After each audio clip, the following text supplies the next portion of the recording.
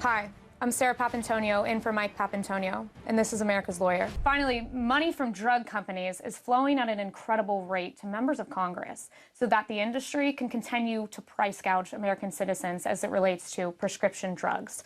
Now, Michael, tale as old as time, Big Pharma is going through extraordinary measures to make sure that life-saving drugs stay expensive. Walk us through what they're fighting against now.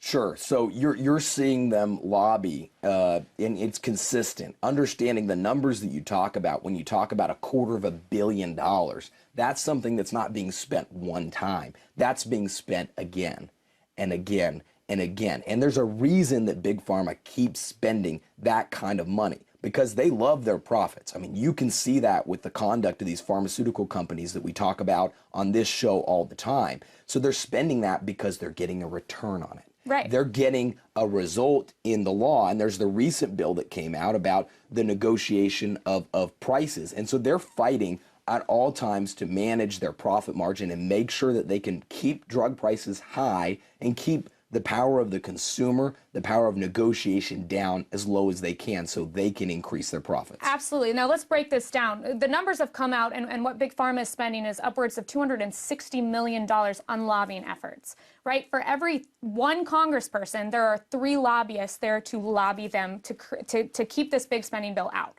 But what Big Pharma is, the argument that they're making is that if you prevent us from negotiating, if you allow this bill to go forward, we're not going to have the money for research and development, right? You've cut us at our knees, which is so absurd to me because you've got Big Pharma spending $250 million to prevent this bill from going through. If that's truly the argument, Big Pharma, put all of that lobby money into R&D, right? Like, is that fair to say? That's absolutely fair to say, because it's so hypocritical. They're saying we're being benevolent. Oh, we're lobbying for you, the consumer? Absolutely not. If anyone believes that, they're sorely mistaken.